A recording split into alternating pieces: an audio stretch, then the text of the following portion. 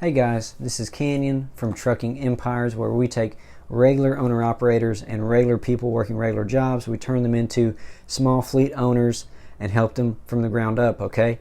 So you can contact me directly at Canyon, C-A-N-Y-O-N, at truckingempires.com, or you can connect with us on truckingempires.com, okay? So today we're talking about why 70% of new truckers, new owner-operators fail coming into the industry. And, it all seems to come back to money. And, some of the things we're going to talk about, money management skills for truckers and what they need to be thinking about, what they need to be setting aside money for, stuff like that newer owner-operators don't even think about or just don't even realize. We're talking about buying bad trucks, buying trucks for a bad price, cost per mile, and things like that, how to evaluate that and see what it is. So that's some of the stuff we're talking about today, okay? And like I said, there's been a ton of new truckers coming into the industry in the past couple of years for different reasons, mainly for the hype. But they're failing, and it all seems to be related to the money, what's happening with it. And we all know that money is the lifeblood of any business. How much money you're bringing in versus how much money you're spending.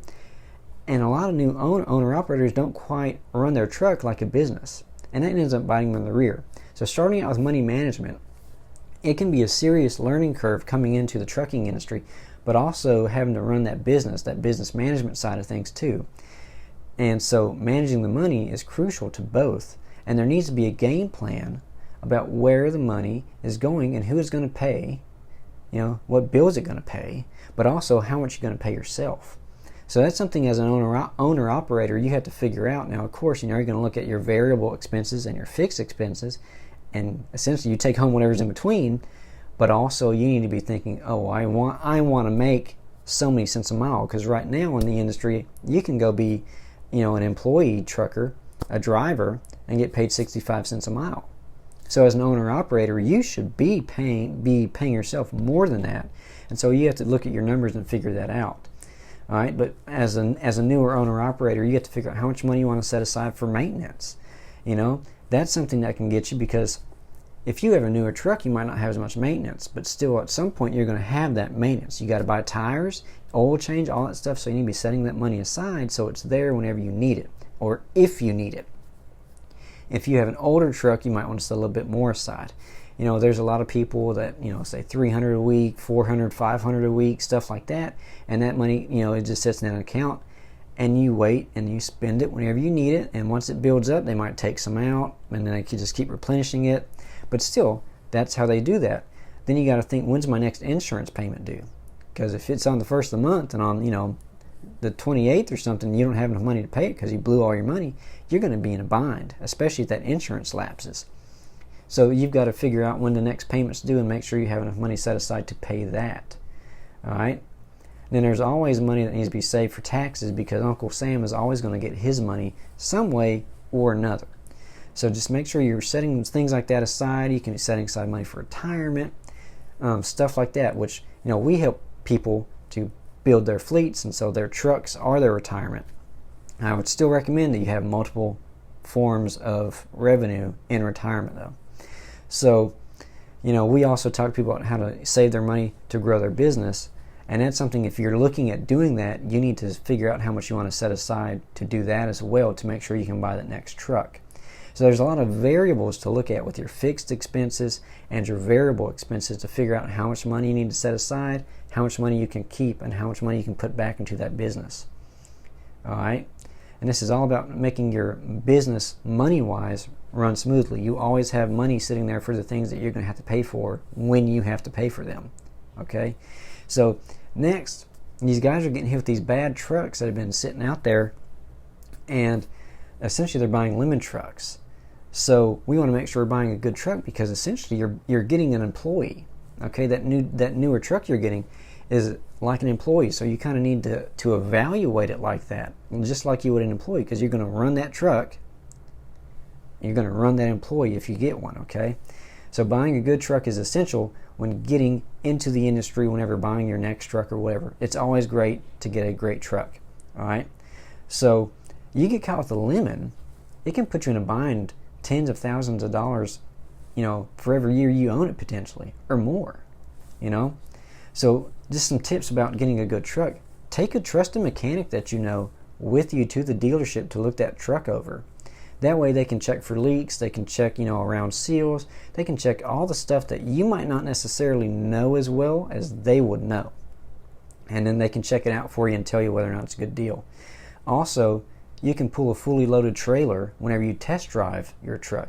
That's a good idea just to make sure that it's running smoothly while it's underweight, and you don't get caught at your first load with the truck and it be messed up. Okay? You should always try and get the maintenance logs for the truck that you're buying. That way, you know when the last oil was changed. The mechanic can check it out, see what's been done versus what should have been done. So that's something else that you can take the mechanic for. But also you want to know when the tires were changed, alignment, rotation, like I said, oil, all that stuff. And you want to see those maintenance logs. If they don't have the logs for some reason, that might be a red flag to not get that truck, because you don't know what's been done to it. All right?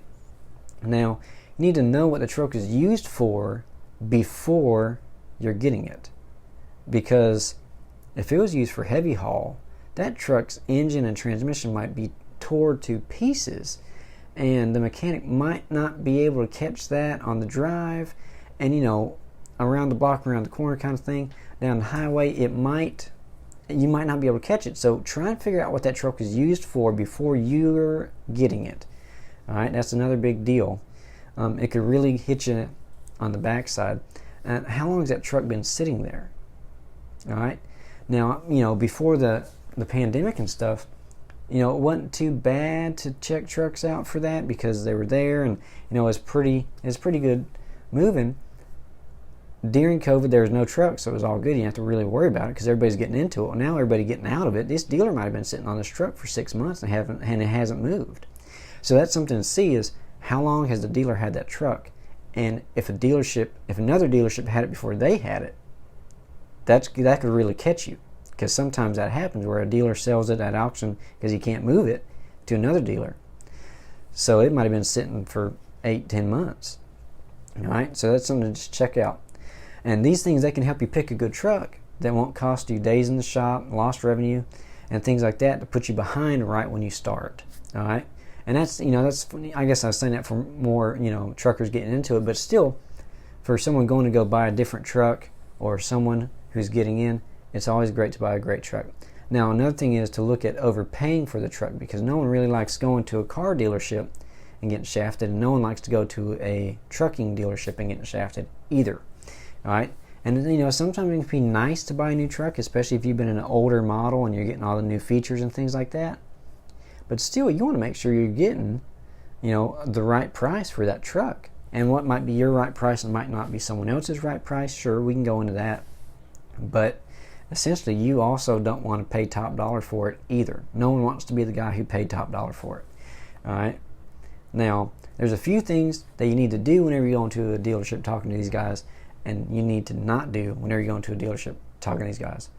And for one, you need to always ask for money off the truck. Even right now, when they're trying to give trucks away, you should still be asking for money off that truck, because they're still going to try and get as much as they can, even though they want to move that truck.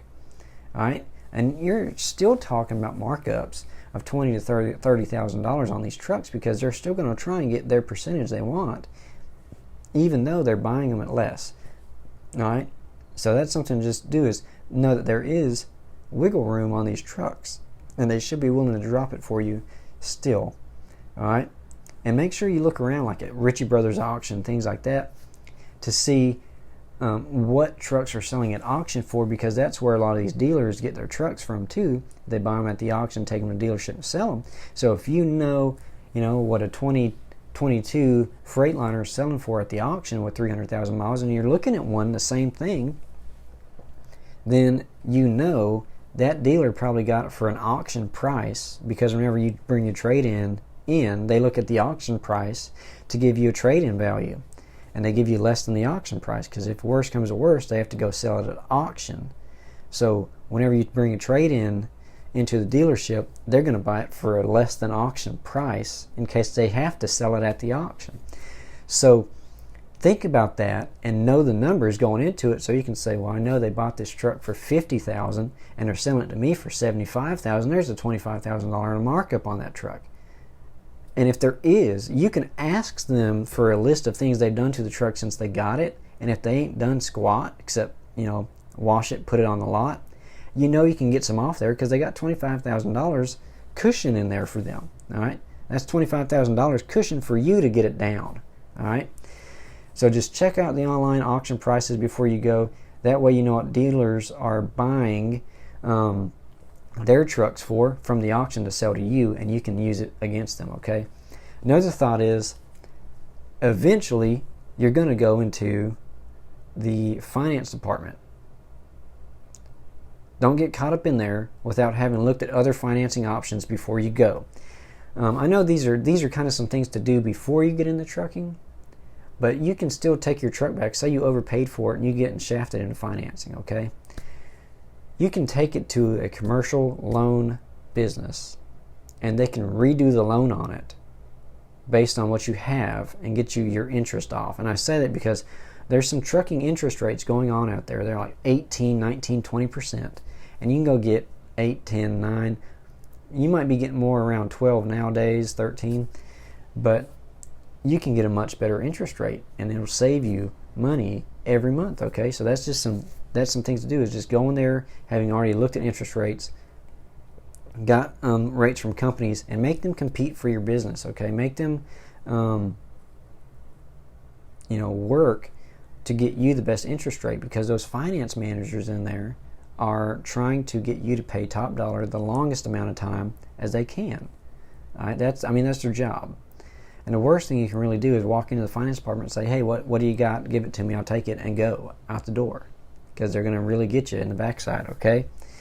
Now, one thing to look out for too, and if you got an extended loan on a truck, 6, 7 years, 5 years on a 5-year-old truck, stuff like that, you want to not do that, because if it's a 5-year-old truck and you got it for 5 years, that truck's probably not going to last that long, or at the tail end of it, you're going to be paying, a lot of money in maintenance, depending on the truck you got.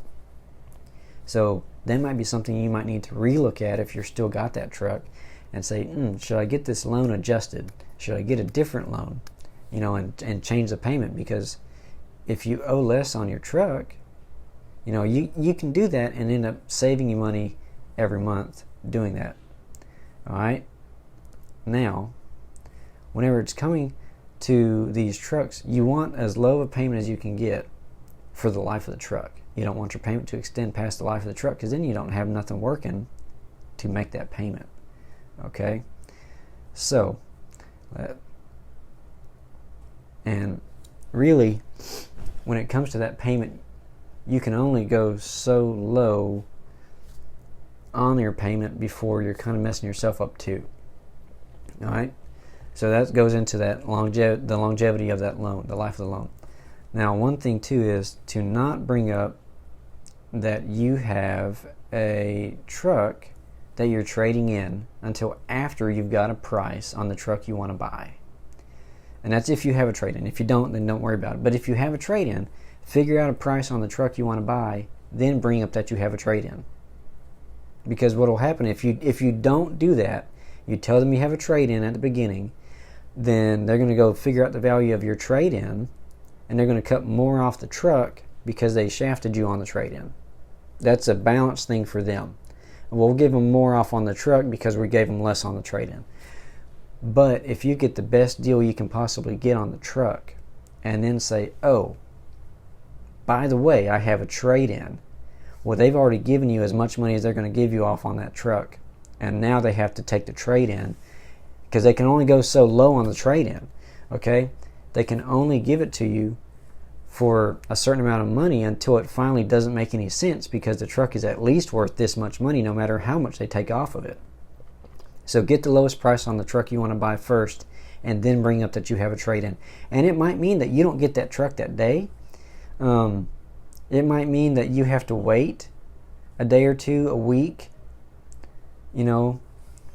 because you want to go back and forth to that dealership maybe for a couple of days and say, hey, can you do this? Can you do that?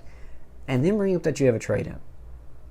I mean, that's kind of a cold tactic, because to them, if you walk off that lot, you really might not be buying that truck. But if you know you want that truck, and you know you got your trade in, you know you got $20,000, $30,000, $40,000, $50,000 in your back pocket that you're going to throw at them at the end, compared to, you're buying it cash with a loan on the backside.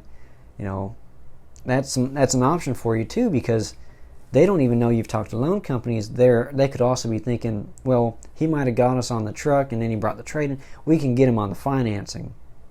If you have your own financing and you make them compete, they can't get you there either. All right. So, the truck being what brings in the money for your company, the purchase of it needs to make sense. And that's just how it needs to work, because if you buy that truck at a bad price, you're going to be sitting with that fixed expense until you get rid of that truck. Okay, you have to get rid of the truck payment to get rid of that fixed expense. And so whether you work or don't work, that truck moves or it doesn't move, you got to pay that bill. It's not like a variable expense where you don't move, you ain't got to pay it. All right.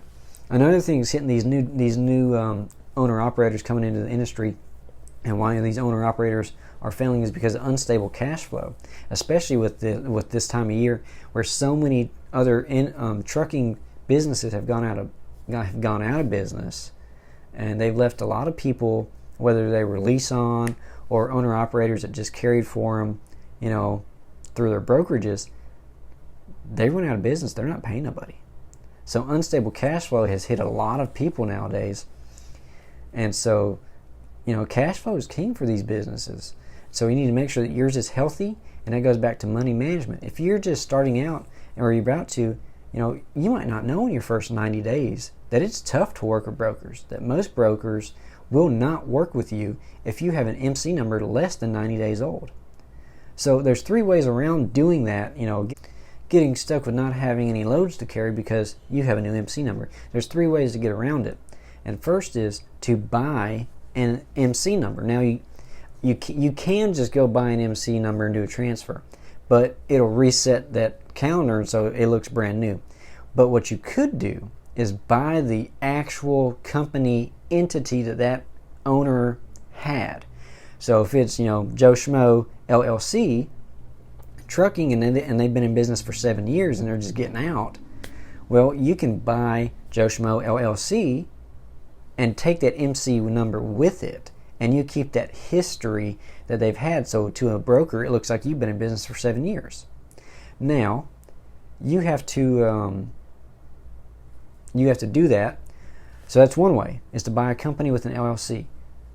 You could find brokers that will work with new authorities, or you can hire a dispatcher who knows the brokers that will work with new, authorities. So that's one way to do it. Again, if you go back to buying one, just remember the entire history of that MC number follows you.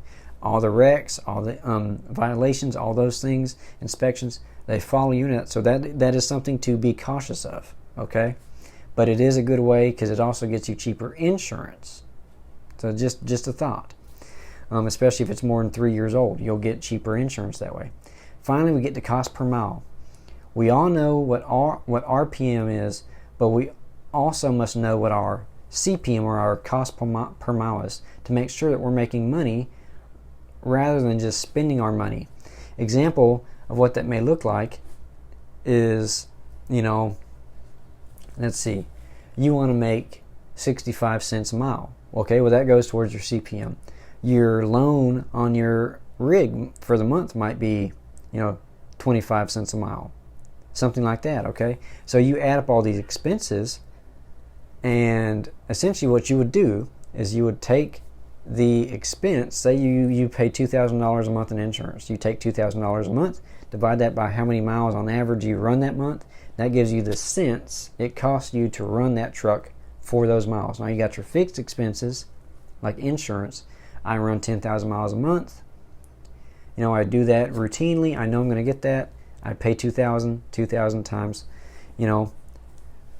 10,000 is going to be your, it's going to be your cost per mile, 20 cents, okay? Now, and it's the same thing with variable expenses. Say you spent $1,200 in fuel for the week. You take if you do that every week, you take that $4,800 divided by 10,000 miles. Well, you're paying 48 cents a mile in fuel. You add all those expenses up, including the things you want to set aside and save for, like your maintenance, your retirement, taxes, all that stuff. Whatever you estimate that you're going to spend, you figure out those numbers. Whatever you think you're going to save for retirement for the year, add it all up, divide it by 12. That gives you how much you're going to spend a month. Divide it by the miles for that month, 10,000. That gives you how many cents a mile. You add them all up, that's your cost per mile. All right. If you don't know that, then you're going to get stuck taking loads that do not work for you, that cost you money, and you're going to be running in the red, okay? And so those costs can add up, and they can affect our desired profit. And so really with CPM, this is where a dispatcher comes in handy, because you can tell them your CPM, or they can help you figure it out, and then you let them know, and then they'll look for those loads for you. That way you don't have to. You can work on trucking, running safely, and your dispatcher is working on finding you the loads that match your CPM or higher, because they should always work to get you more than your CPM, because it's always nicer to get paid more than what you expect to get paid, right? So that's just an idea of what you could do to help with your CPM. Make sure you're always taking a load that's above it. Sometimes you got to take that load.